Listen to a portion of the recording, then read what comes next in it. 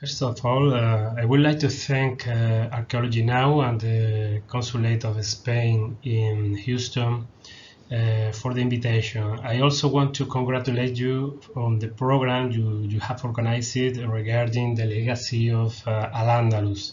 It is very interesting and incredibly important that this history is recognized beyond our borders.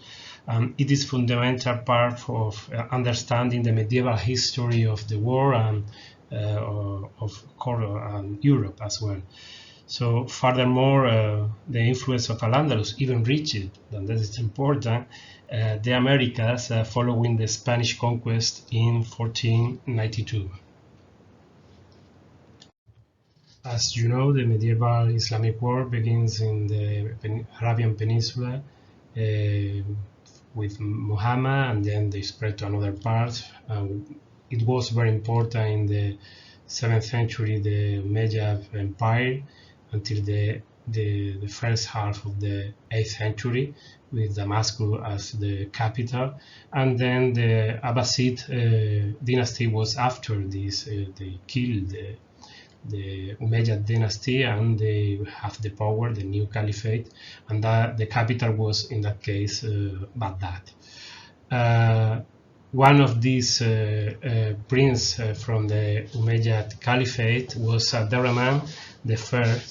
Abdurrahman I reached to run away from the Abbasid and goes to al-Andalus. So in al-Andalus he became the first emir independent from the east. In that case, al-Andalus before that was conquered by the Umayyad Caliphate in the 711, and after that Cordoba was chosen like as the capital of this region. So the whole, we can say the whole current Iberian Peninsula.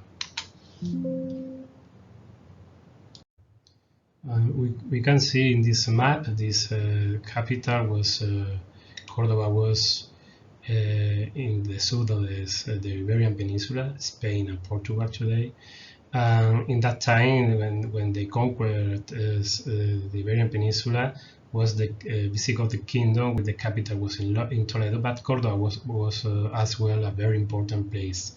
In this time, the Mediterranean was ruled by the Byzantine Empire at this time, but the Umayyad Empire was huge as well.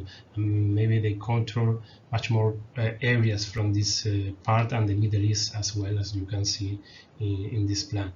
So in that case, after this period, we have Cordoba, especially after the fall of the Umayyad Caliph. We have Cordoba as the main place in this region, and they decide with Abdurrahman I, this prince who came from the east, to be independent from the Abbasid Caliphate.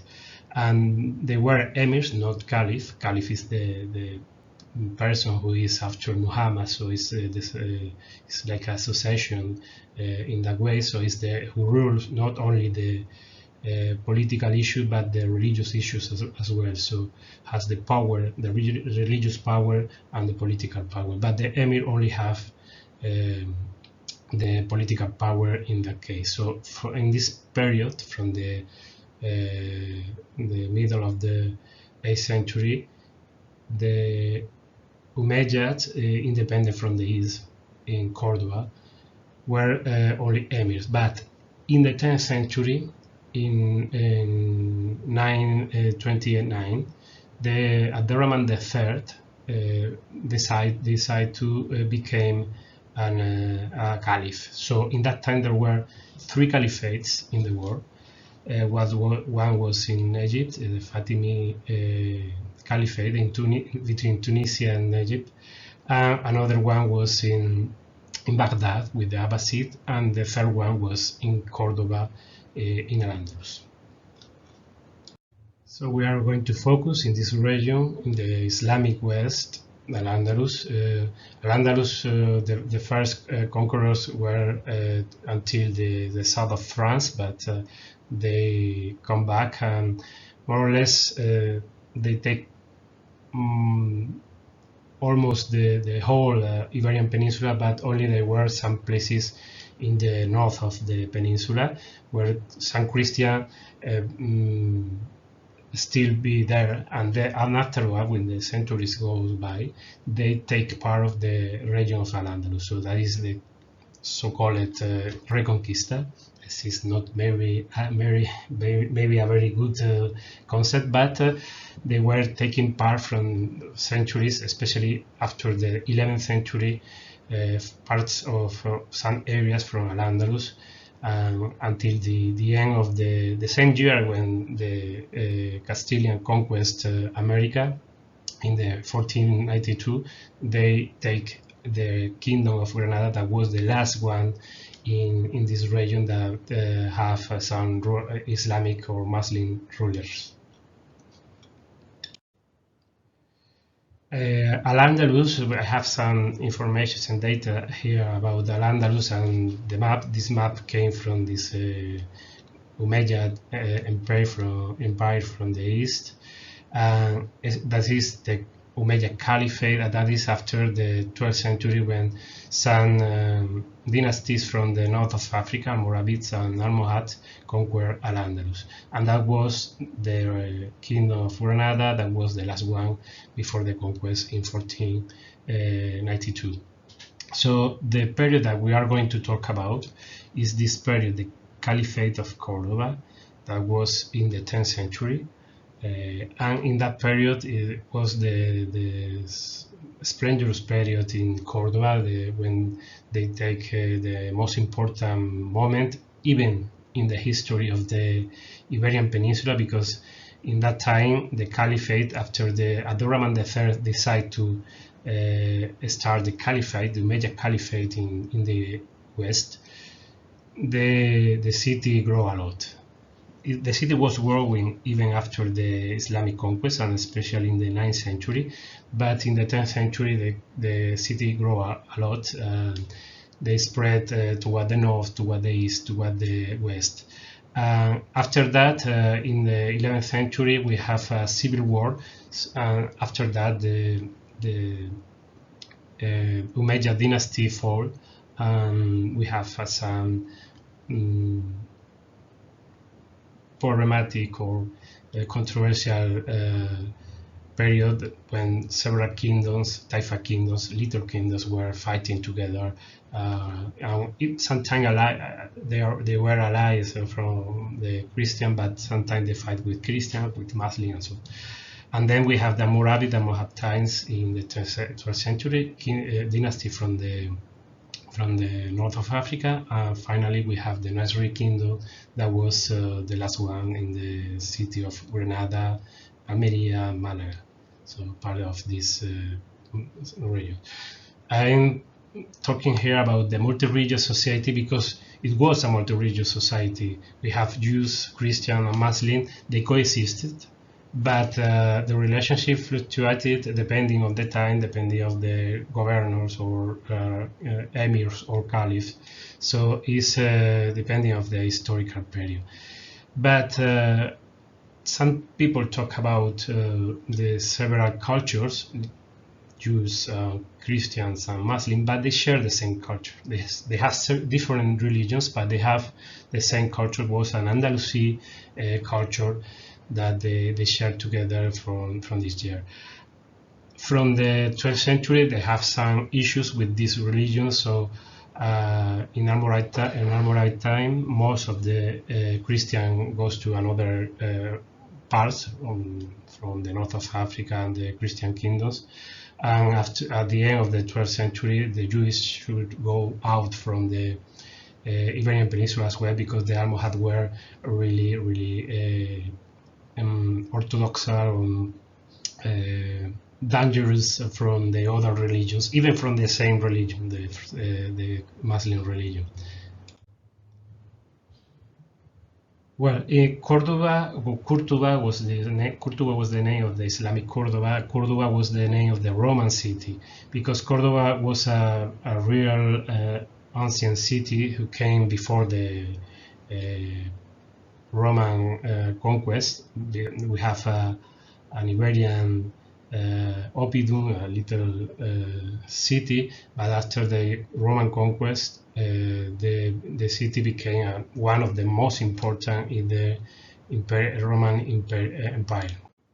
And we have some image about this city. It was the capital of the province of the Baetica, that was one of the richest in the Iberian, in the Roman Empire. So in that moment, they have even a port that was very important to make some commerce with the Mediterranean area, and some products, olive oil, garum, and another, were until Rome and other places in the Roman Empire. And was as well a very important city in the late Roman period and in the Visigothic times, when the capital was Toledo, but Cordoba was one of the most important cities in this region, in the Iberian Peninsula. So in that part, the Roman city that was very regular changed in the late antiquity. We don't know exactly how, because it's something that we are researching right now. We have some, I have some PhD student working in that way, and but we know, for example, that the south of the city, close to the river, was the place where the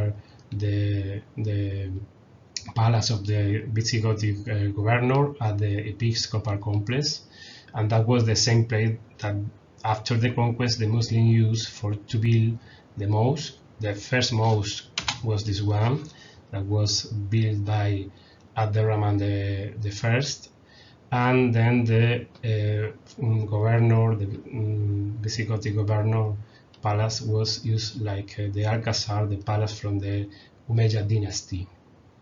So close to the river, close to the bridge, and close to the former port that we have here from the Roman times. The bridge came from the Roman times as well.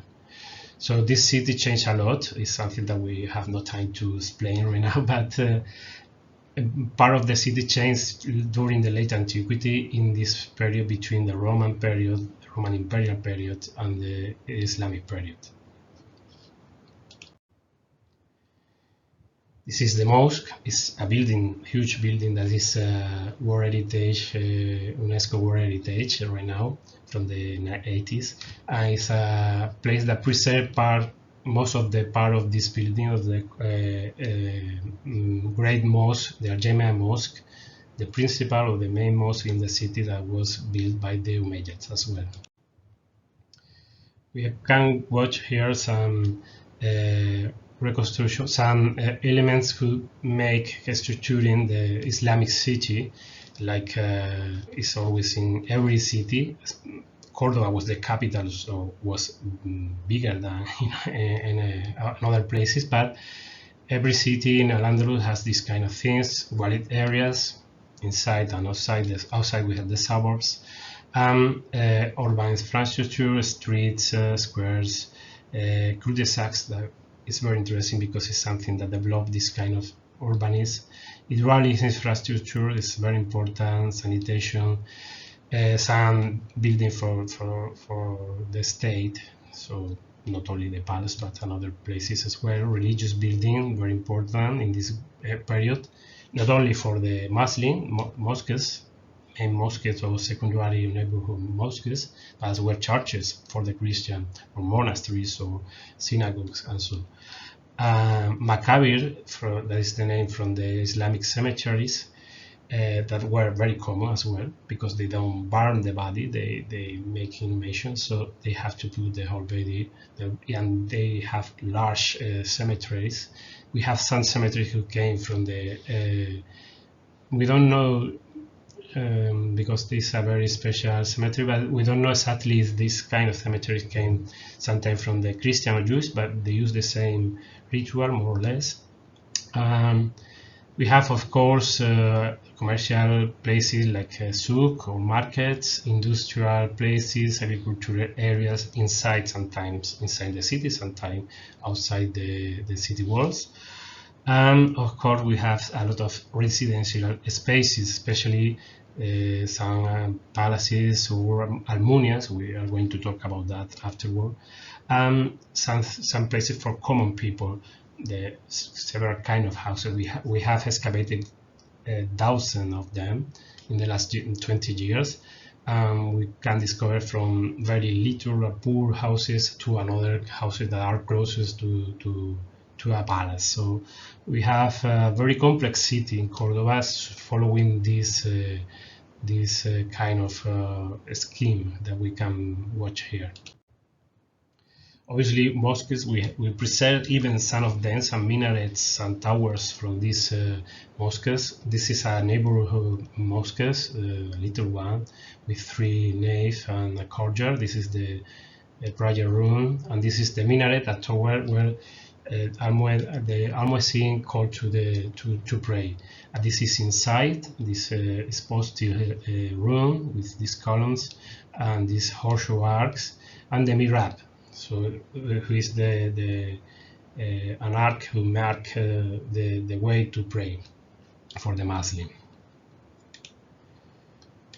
We have we preserve some of them today, and we have in the city we preserve some baths as well in the excavation in another not very well preserved in that case, but in the excavation, but in some cases we preserve even the roof of this bath that were very important to sanitation issues, but religious issues as well, social issues. So this is one of the main places in the Islamic city.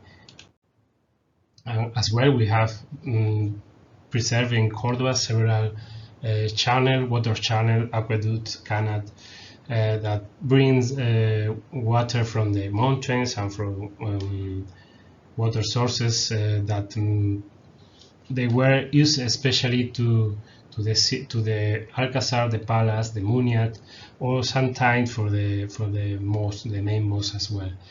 But most of the people use water well inside the house, because the phreatic level, the underground water was very close, maybe 4, 5, 6 meters. So it's something that they use a lot. They have some souks as well, some markets. In every square could be like that, with some shops open to this square, the main square. That's very common. And suburbs, we have a lot of suburbs. Some of them, like this one, has been excavated in the last 20 years. We have 100,000 maybe of the stairs that has been excavated, and we have only the foundation part of the walls of these buildings, because they have been destroyed after the civil war or abandoned. But right now it's perfect for us, because it's something that was frozen in the 10th century. So it's like a plan for us a very good plan to study right now. So for us it's perfect. We have some 3D reconstruction about these houses. Are always courtyard houses. The courtyard is in the middle, like this dwelling that we have reconstructed. As you can see here, always the courtyard is in the middle, with a water well, with a little pool sometimes. The main room, the majlis, always Utsuwan is a vestibule that was between the street and the courtyard, to preserve the intimacy inside the house, because it's something very important for the Muslim. Even you don't have too many windows outside, because they prefer to preserve the hurma, is the intimacy of the family inside. So it's something very, very important for them. And always it's very important, the hygiene, the sanitation issues, very important for them. So they always have a latrine, little bathroom. Even the poorest houses, they use this system. always with a cesspit outside in the street. So it's a system that they use a lot. The latrine here and the cesspit here in the street, they have some professional who made the cleaning. They have to clean these places, and it's very common. Most of the houses that we have excavated in the last years has been like that. And always in the upper part, the latrine, to use the gravity to put the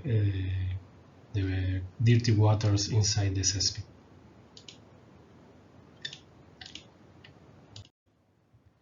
Sometimes, especially in the crowded places like in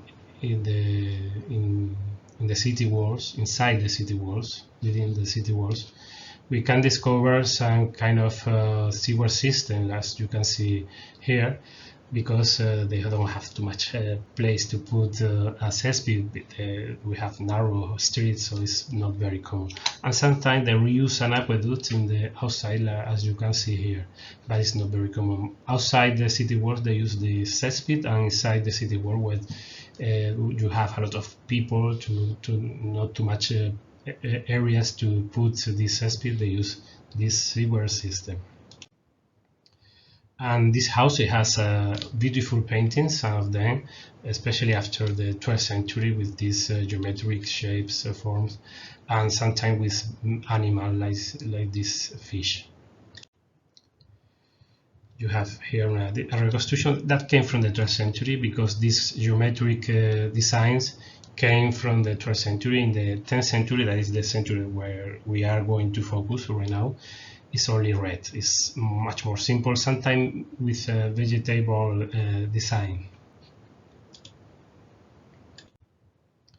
Of course, we have the places to live, but in another part we have the places for the dead. So large cemetery, because they have to inhumate them always with the face toward the Mecca, so it's the place where they have to use to pray as well. And we have so large spaces, like we could be understood maybe because we know that through the writing sources, because it's something that they use like a kind of park, public park or garden or something like that. It's not the same that we have today for this place. Well, maybe in the north of Europe, in US, could be like that as well, but in Spain we are far from the cemeteries in Spain right now, and in the south of Europe in general. Obviously, they have to produce everything, so especially pottery. We have discovered ovens, a lot of places for pottery workshops, and so. And very special is something that I want to focus on that right now, is the almunias, the elite status. That is, the name munia came from the Arab munia. We use that in the historiography in Spain, but there has another words, especially in the Umayyad time.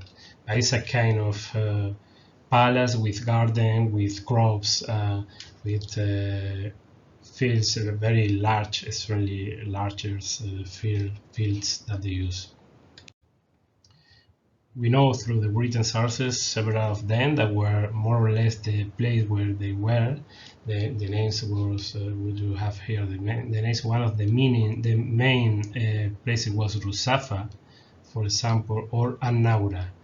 They say it was of the bigger or the largest or the most important, where the caliph or emirs were in their life. It's a scheme that more or less how is a kind of almunia, but this almunia is very synthetic. It's not like that in the real. This is something that a colleague, Iñigo Carmela, made. But the truth is that it's made in that way with these terraces, because the main palace is always on the top, and then you have the main garden, and after that you have maybe several kilometers with crops, cereals, and so, and other places, and pavilions, and so. But it's a scheme more or less of this kind of munia.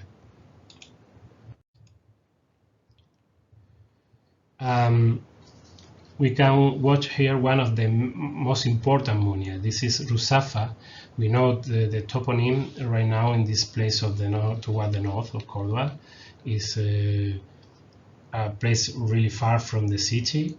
In that place we have discovered some walls, some roads, even some towers that is very common in this Monumental, and some buildings like this one. Is a colleague is going to make, Carmen Gonzalez and Felizardo are going to make some excavations.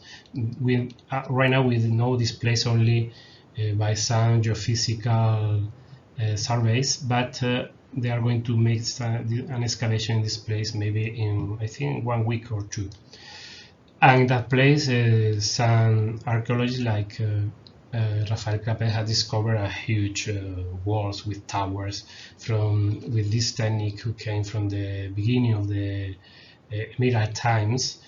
Maybe this part of the city, it was a huge almunia, because especially the Ruzafa almunia. We have the toponym over there and some remains that we have discovered. And in this part, Turruñuelos, we have discovered as well a very interesting place that is a huge building. Most of them has not been excavated already, but I hope in the future could be done that. But right now we don't have too many digs to talk about this place. But we can watch the shape of this building through aerial photograph, the LiDAR images, and so. You can watch here this building. It's a photograph from the 20s and the American flight that was after the Second World War, and we have this image that is very interesting, and this LiDAR image, this is with a laser, and we can watch under the ground without excavating the shape of this building. And this way we have some orchards that were maybe connected with this building. In this image, maybe you can watch that much better. So we have these remains that have been excavated in this part, in the Ruzafa orchard, and in this part is the Turruñuelos building. All of them are at the beginning of the mountains, the same place where is Madinat al-Zahra, so the other city that we are going to talk about afterward. And another almunias that has been discovered in the same place. So we have a line in this place where they were here. They are not in this place because they choose that in a random way. That is because in this place there was a lot of water sources from the mountains, and that is especially important from this kind of places that were used to irrigate, especially for irrigated crops, because irrigated crops was extremely expensive in the market, and the owners that was the own caliph or emirs or people close to them from the court, they have the power because they preserve the better places to make the agriculture, the intensive agriculture with irrigated areas. In this case, we can watch this area, and this is Turruñuelo, and some excavation has led to the light some information, some aqueducts as well, and some warehouse in this part to workshops maybe related with this kind of irrigated crops and so in this part especially. Well, we can watch. We are going to focus on that after that. But we have Madinat al-Zahra here and Cordoba here. We have more or less 8 kilometers between two cities that were two cities in one city, we could say. That is because I am talking about a megacity or megalopolis. So in this part toward the south, this aqueduct that we have seen before was connected with the other part close to the river, the Guadalquivir River. The name came from the Muslim time. Wadi al-Kabir, the big river, is the name. So we have several remains in this time from the Islamic period, from Emirate and Caliphate period, and they are connected with this another munia that people talk about, al-Nawra. So it's the water well. For example, we have some bridges, some roads, some huge walls with towers as well. That's very common in these almunias. Even we have a pool who came from the Roman times. That's very interesting, but they reuse this pool to irrigate the places in this part. As you can watch in this place, we have some excavations. Every green point or spot you can watch that you can watch here is an excavation, but some of them came from another information, geophysical prospections, etc. So we have here this kind of almunias. Turriñuelos, Ruzafa, this part with the aqueduct that we was talking about. This is Naura, and we have some other remains that have been connected with this kind of buildings or states. Is the best thing to call these areas. We can watch that these places are always a very important place for the like an urbanism nucleus, because they developed, especially in the 10th century, we had discovered much more aqueducts. They developed an irrigation system with abundant water, so they have the opportunity to take some exotic products from tropical places, especially as well. That is important because in the 10th century we have the beginning of the medieval warm period. It's a period when we have a climate change, several droughts, and the weather is really hot. So it's very good for the crops if you have some water to put there. So in that case, they have the opportunity to do that. They bring water from the mountains. We have in Cordoba mountains we have a lot of water sources because the clouds go in this part, so it rained a lot in the mountains, but not too much in Cordoba. So they use that and make some infrastructure to increase the irrigation and to make a high intensive production. So we have a wealthy city, a wealthy capital, and the media use Cordoba not only because Cordoba is a very important place, like in a geographical point of view, but because they have this kind of situation. Even the ground is really good as well to make this kind of agricultural production.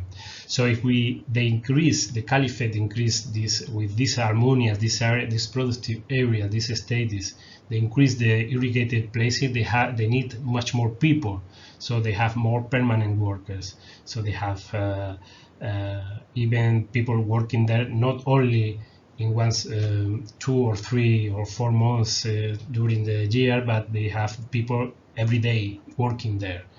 And if they have a lot of production as well, they need pottery workshop to make container to transport these products, pitcher from the water wells to transport the water from one place to another. And obviously they have surplus not only from the agricultural production, but as well from this kind of pottery and other workshop that they need from this part. So we have an economic nucleus, very important. So they develop houses nearby. We have a neighborhoods, and these neighborhoods of people need mosques, and these mosques, when they die, they need cemeteries. And they use the waqf or the habus to make this kind of building. Most cemeteries, there is a special legal figure to preserve this kind of building, to give this building for the people. So that is this scheme is the way to increase the city. So the first thing is they increase the production, the irrigated crops, and after that, at the end, they need much more people in this area, in these places. So the labor and urbanization in the surrounding areas is something that we can see in this case, for example, from Ruzafa. This is the Ruzafa Munia, but we have here the Ruzafa suburb. That is at the suburb. We have a road here, but we have some potteries here and a cemetery in this part as well. So close to this place, because people usually work in the same place, or live, sorry, in the same place where he work. They don't travel too much as we can do today, because in that time, before the 20th century, it's very common to live in really close to the place where you work. We can watch that in the development, the urban development of Cordoba.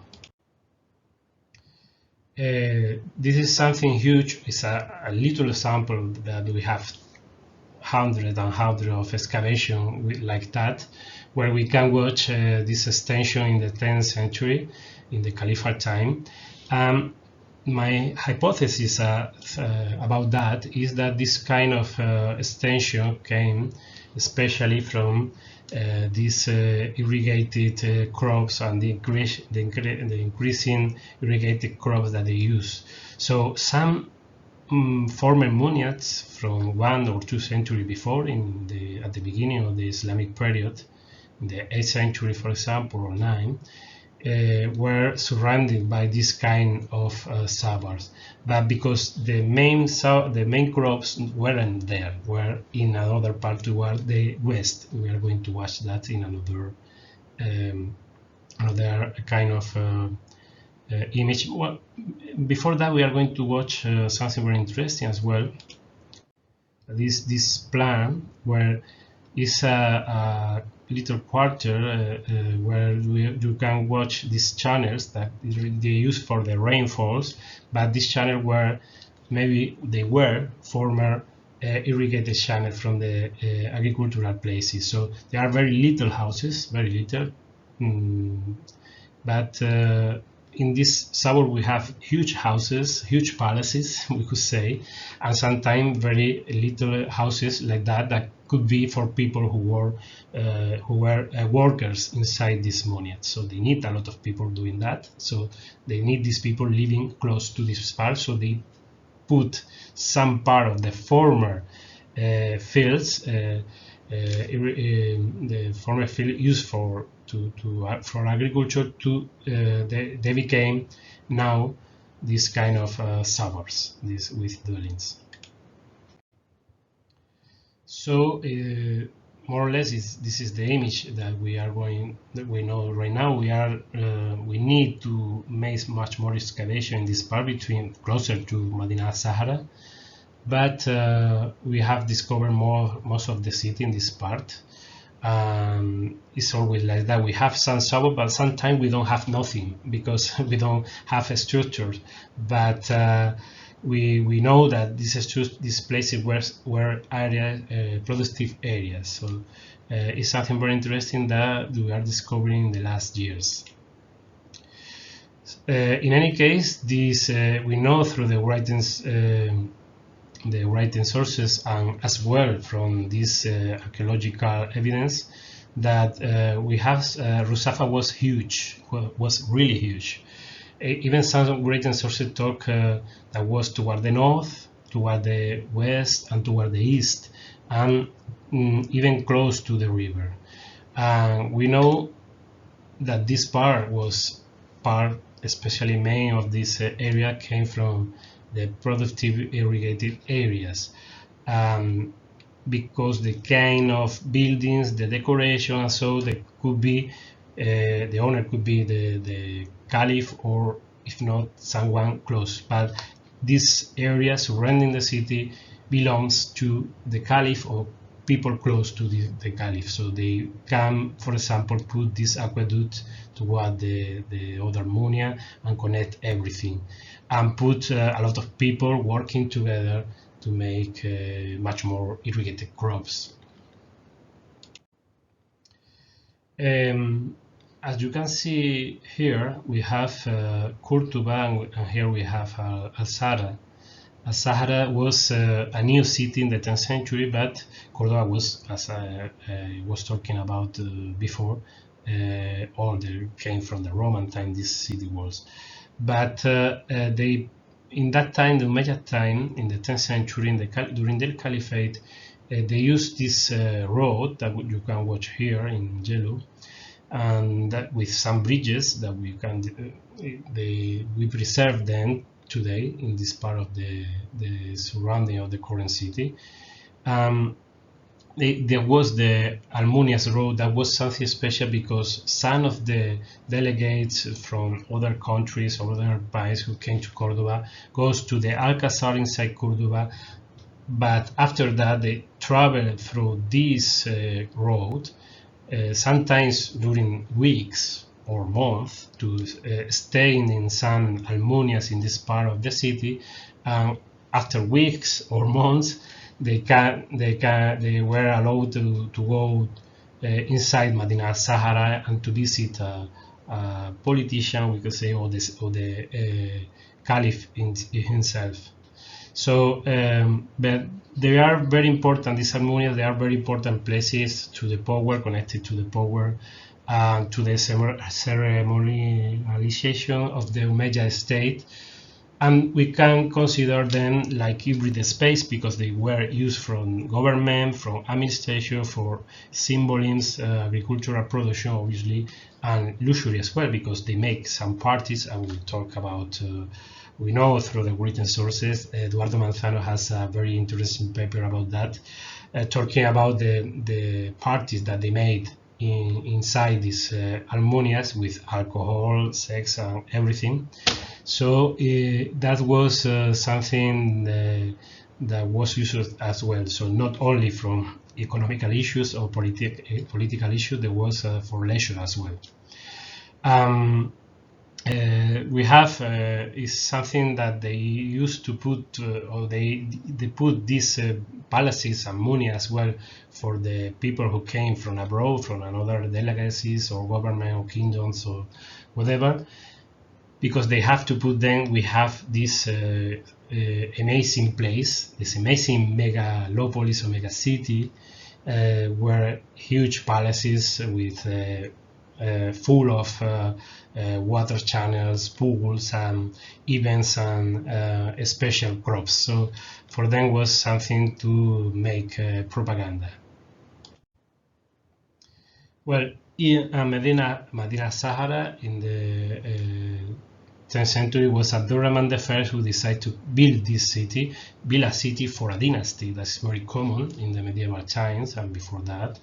If you make a new city or a new dynasty, or in that case a new caliphate, and you have, remember that you have two others caliphate, that is not possible. Only one could be the successor of Muhammad, but in this case it's the third caliphate in the Islamic medieval world. He decided to build a new city, but was a city close to Cordoba, so was like the polis was two cities in one city, as I said before. We have some image. This is a protected area of the site, the archaeological site right now, and we have the city walls in this part, and the palace was on the top. You can watch here some quarries that was made to put millions of blockstone to build this city. That was something awesome. And some habitats and dwellings that we have discovered in that place, and some munia as well at this one. Something very important, these places, these areas close to the mountain, at the beginning of the mountain, use the mountain because not only for other purposes that we are going to talk about that, but especially for these aqueducts, water sources that they use. In that time, they have water source who came from the Roman period, and they reuse that to make a new place. In that case was a new aqueduct, sorry. This is a Islamic Umayyad aqueduct, but they reuse an infrastructure who came from Roman period. Recently, some researcher like exactly was Felix Arnold was talking about the origin of Madinat al-Zahra before became the capital city, the one of the main important places in the Islamic West. That was almunias, also this kind of elite state. In the other part, we have another munia, smaller, for example, Rumanilla. But this place was a good place to make an almunia with terraces, as I watched it before. This is Rumanilla, that was an almunia that we have. It has been discovered close to Madinat al-Zahra. We have this scheme with terraces, the upper part for the palace, and for a huge pool, as you can watch here the reconstruction. The real pool is right now close to this city, and we have another one close to Madinat al-Zahra. So it's a very good place to make this kind of status. This is the plan that we know right now in the city. The city that has been excavated was over there. It's not too much.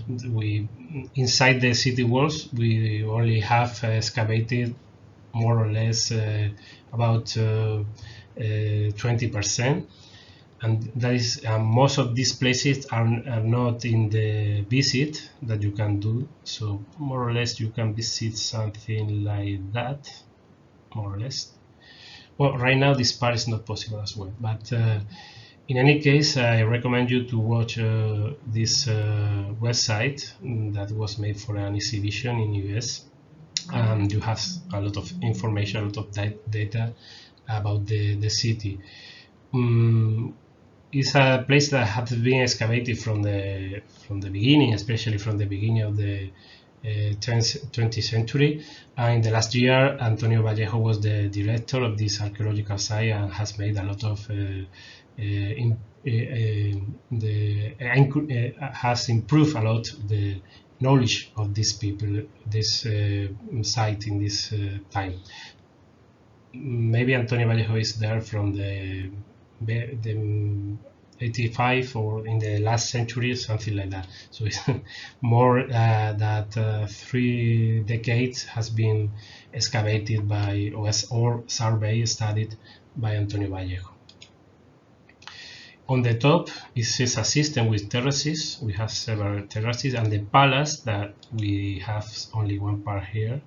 The palace was on the top, but on the top of this palace is the dwelling from the Caliph himself, from Abdurrahman I first and Hakam II, his son after that.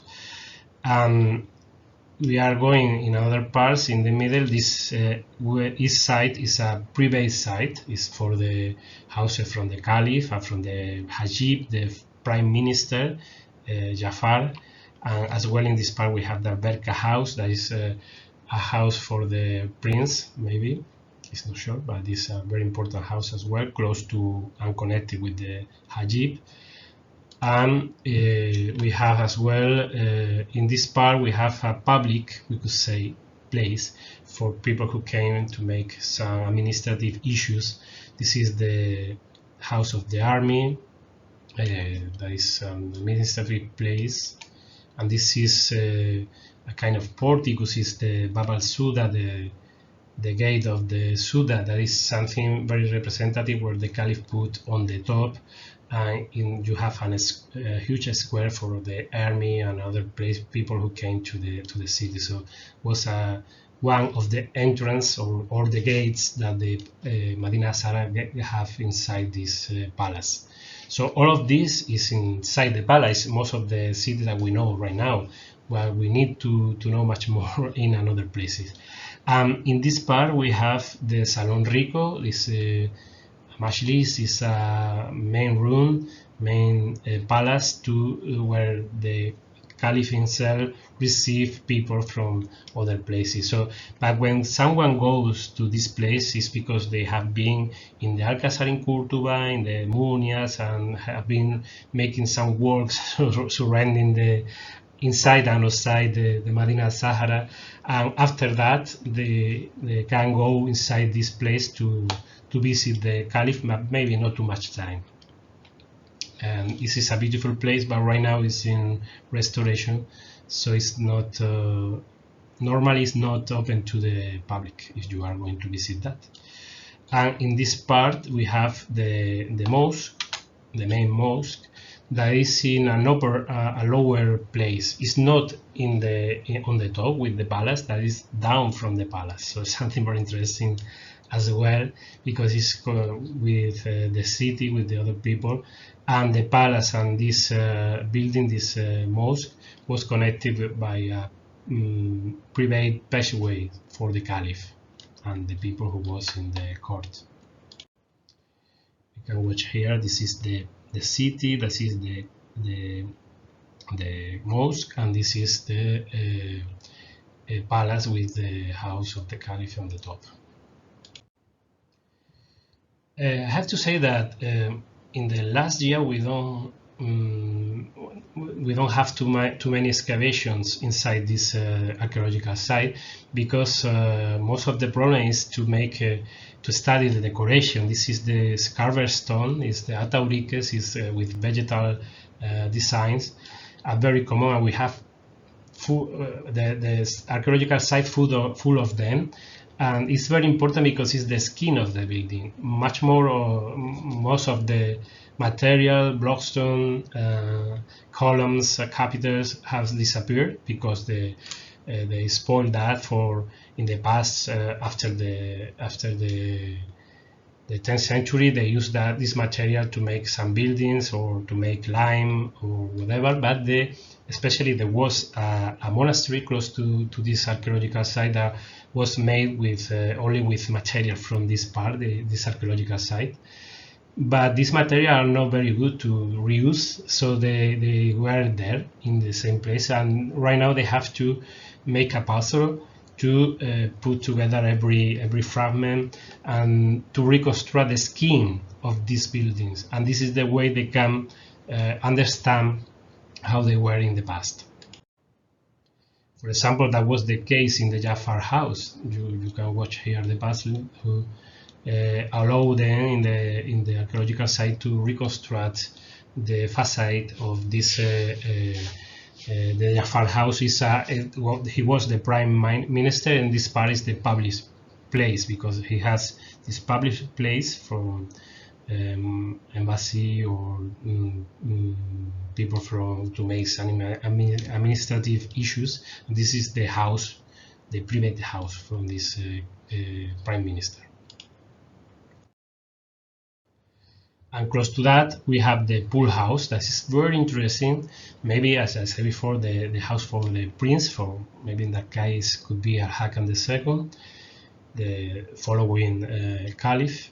It's very interesting because we have a pool, who is very important, but especially they have a sunken garden. That is something that is not very common in Madinat al-Zahra. We can have some samples in the suburbs, but not in the same way. It's a sunken garden that with this kind of porticos in one side and another porticos in another side, and one majlis, a main room here, another main room here. In this part they have a bath that is connected with the other house, the Jafar house. This model is something that we have, the first one that we have seen until now is here, and after that, especially in 11th and 12th century, the palaces from Taifa times, Almoravid times, Almohad times. It's similar, but they make the double, so they make like a mirror and make another pool in this place, in the other part. But it's very interesting this model because it's the first time that we have discovered something like that. So after that, we have a lot of them. Every palace, every almunia or elite state use this design.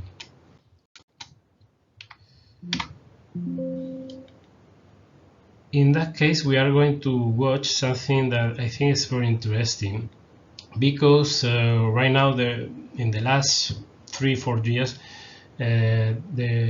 some colleagues are working with technological methodology, especially LiDAR and this kind of laser, or geophysical, geomagnetic works, and that allow that, apart from this part of the palace that we know right now, they can watch inside the ground. So underground, without excavation, without any digs, they can watch some lines about something that is there. It's not the same that if we have the excavation itself, but in this case we can watch more or less the plan of the whole city, something that we don't preserve right now. For example, the walls, this kind of probably dwellings from the city in this place, some huge building in this part, and other houses, some mosques. We have discovered some mosques. Some of them was excavated in this part of the city some years ago, but as I said before, it's not very common to make excavation. So after this kind of studies, in the future, some colleagues are going to excavate in this part of the city. You can watch the part of the results that they have received with this information, with this geophysical excavations, geophysical expropriation, sorry.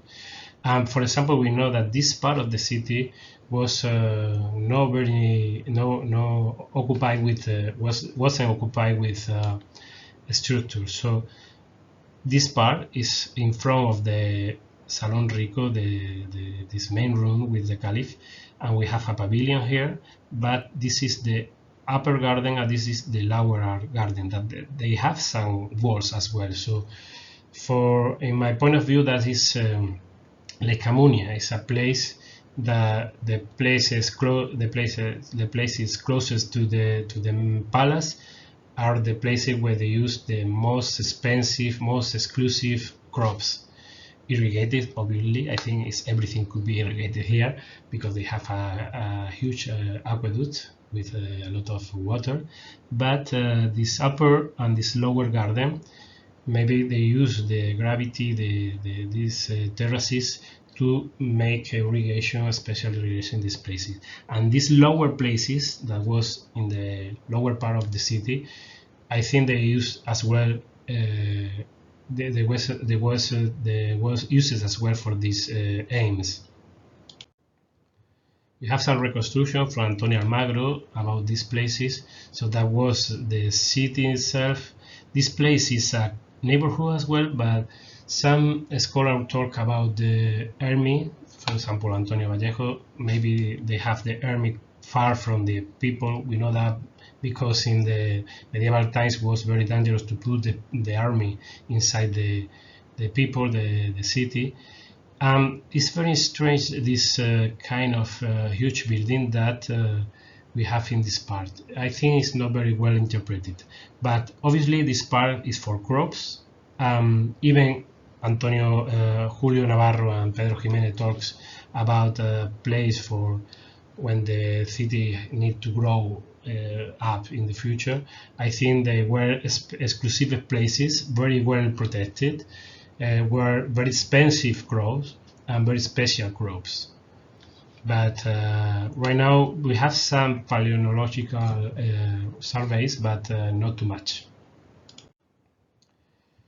So in this time, when Madinat was built in 936 and between 975, they was used like as a ceremonial palatial city. They use the theatricalization of movement. That's very important because you are not going to the palace itself and to the Salon Rico, the Majlis, the main palace from the first time. You have to move around the city. For me, the question is right now the most interesting, because they are going to make some excavation here, but for me maybe the most interesting place is this one. Who was living here? The army? This is interesting. What was that? We are not excavating these places, but some people say that could be stables.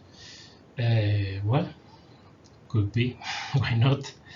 But I think that could be another thing as well, because if you have this place close to that and protected by the army, maybe it's a kind of warehouse, because if you have production, agricultural production, you need to preserve that in warehouse.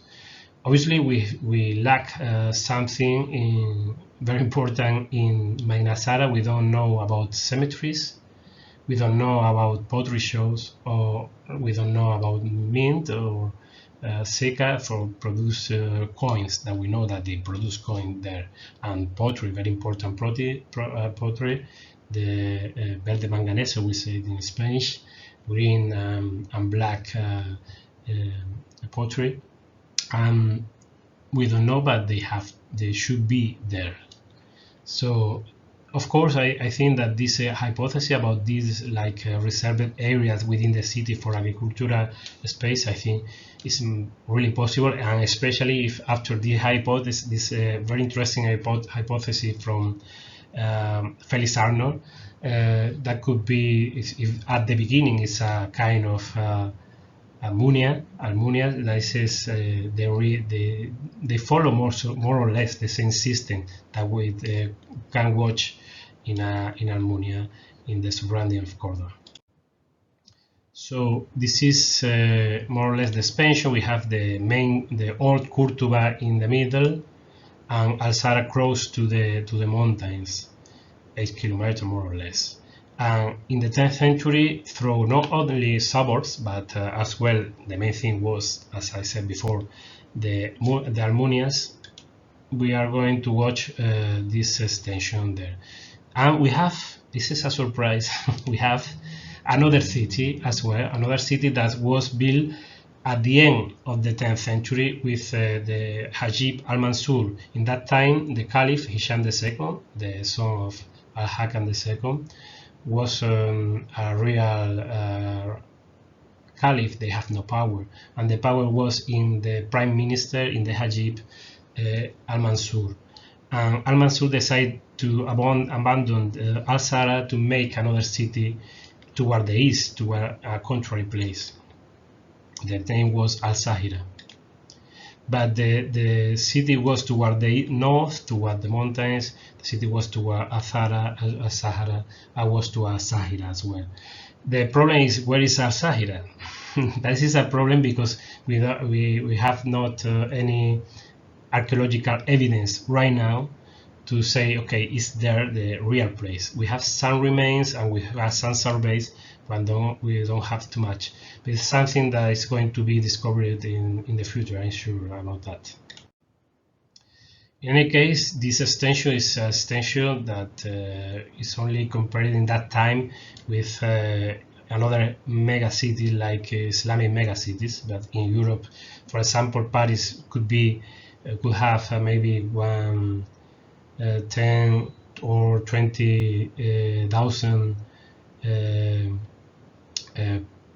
people inside, but in Cordoba some people talk about 1 million. That is too much, it's impossible. But maybe 100,000 or 300,000, that for the medieval time is astonishing. So we can watch the extension in comparison with the case of Baghdad, the capital from the Abbasid Caliphate, yeah, and another like Fustat or Kahira even Istanbul, were smaller than this megacity. So the only case that was bigger than that was obviously the Samarra capital. That was something astonishing. We have no time to talk about that. So about Madinat Zahira, it's very important because depending on the place where we have that, we know through the written sources, people like Ibn Hawkar, that was full the city toward the three cities. We have Madinat Zahra, in the middle Cordoba, and after that al-Zahira, and everything was closed. So from the beginning of the 20th century and before that, we have several scholars that was talking about some possible places to put this other city, but some hypotheses were really impossible. We have something new over this part as well, but most of them is toward the east. That should be the place according to the writing sources. Most of them in this part of the city close to the river.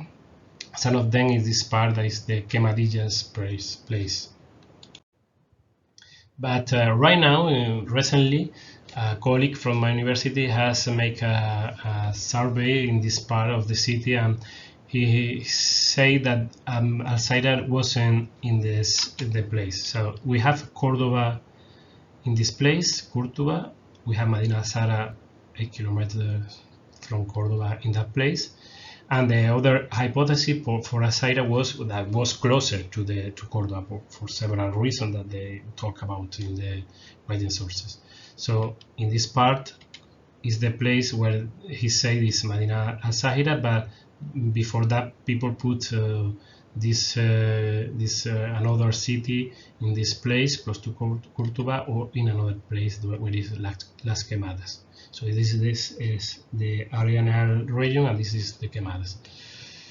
I think that is much more possible this place because the writing sources say that it was something strongly close to Cordoba, close to the neighborhood that was occupied by the people from Cordoba.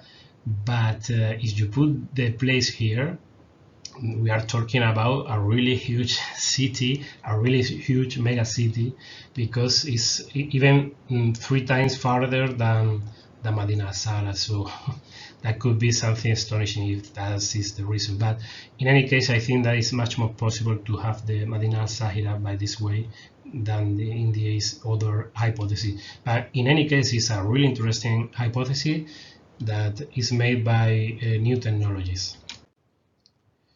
So of course, this colleague Antonio Monterroso has discovered a real archaeological site. Even I could say that it's an Islamic archaeological site, because some building could be a mosque. But in that case, even he thinks that the other places that traditionally have been used, like the place for al-Zahra, is impossible because it's a place with a lot of floods from the river, so it's very dangerous to put a palace or a city in this place. In any case, you have to remember that in that time we have in the medieval war period, so that could be possible that the floods that they can suffer today is not the same or in the past, because today, well, sometimes we have something like that. And recently we have some floods in Cordoba. It's something not very common, but maybe each 20, 30 years we have something like that, and the Guadalquivir grows a lot and destroy everything close to the river. But in any case, this is something that is not close to at the beginning of the mountain, but it's in the same mountain, so but really far from Cordoba.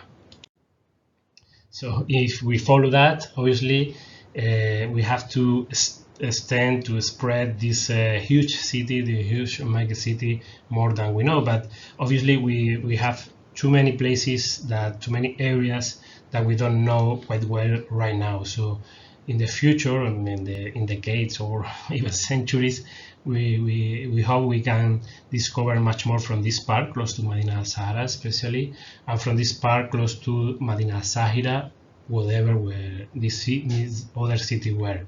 But in any case, I'm eager to see the excavation of this part. That I'm sure Antonio is going to do it in the following years, to watch if this place is an archaeological site, of course, I think, Islamic, of course, probably. But if without excavation, LiDAR is not enough to watch inside this period or the technique or another information. So right now we have to wait a little bit until to know where is the third city of this mega city that was in the 10th century, that was Cordoba. So thank you very much. I hope you can understand my English, and sorry because it's very late here. So thank you very much. It has been a pleasure to show you, and maybe I have passed the time, maybe, but I think we have time enough to make some comments, question, and answer whatever you want to do about the presentation. Thank you very much.